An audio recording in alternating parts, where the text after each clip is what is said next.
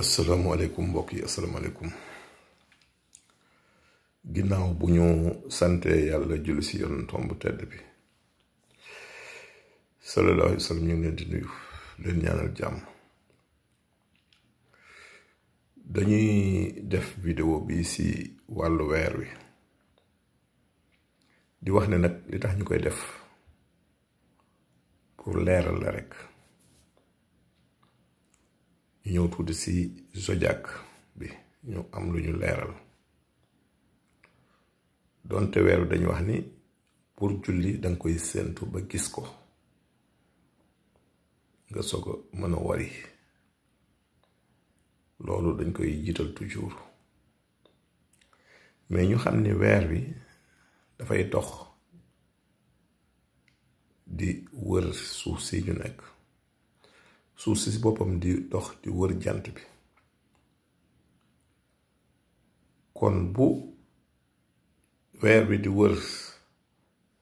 suuf si dina ba benn moment comme dafa ne si diggante jant bi ak suuf si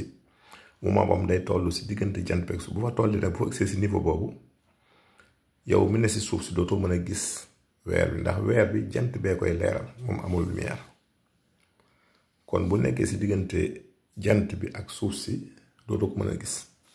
loolu lañuy wax conjonction.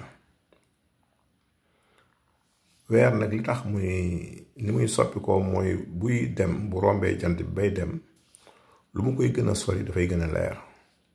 su demee ba si diggante xaaju weer yi muy fukki fan ak ñeent jëm fukki fan ak juróom dañuy wax la pleine lune foofu da nga gis weer bi yépp dafay leer su jugeetee foofu di ñëwaat lu muy gën a ñëw day gën a tuuti ba kenn mu gis waat si jant bi bu ñëwee ba tolloog moom ñu ne conjonction de la nouvelle lune. weer wi ñu nekk nag muy weeru mars bi keroog bi may def vidéo dama leen woon samedi 29 mars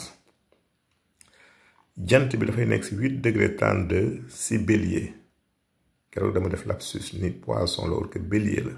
si bélier la nag 8 degré 32 minutes moment boobu weer wi dafay nekk si 2 degré 06 minutes toujours si bélier. su ñu demee dimanche bi le 30 mars weer bi dafay nekk si 9 degré 32 minutes xam nga moom daanaka ni muy déplacé wu dafay yeex boobu weer bi dafay nekk si 17 degré 12 minutes daf koy rombe presque 8 degré kon conjonction bi mi ngi am si samedi si guddi à 23h30 minutes. heure GMT si la ñu nekk en conjonction moo tax il faut nga xaar ay waxtu après pour mën ko gis moo tax pour mu feeñ ci samedi boobu dafay jafe moo tax ñu jàpp ni dimanche mën na feeñ ndax li ngay xam ne mën na feeñ te mën nañ ko gis mooy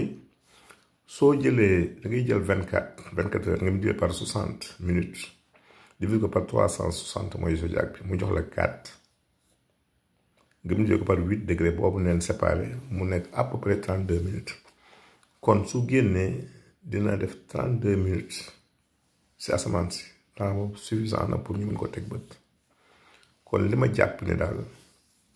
buy génn dimanche bi dañ jàpp ni mooy génn yàlla nag moo xam yàlla yor weeram moom weeram mais si calcul daal jàpp nañu dimanche bi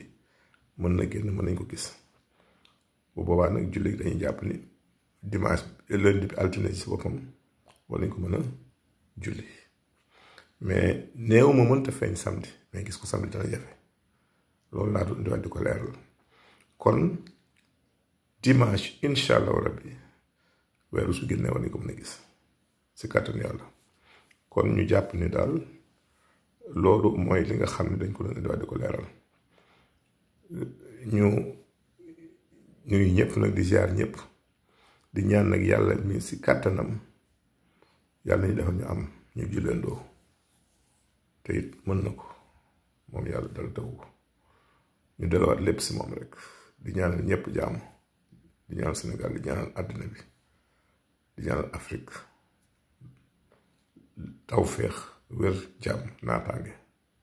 yàlla dool di xewal si réew mi jërëjëf doon leeral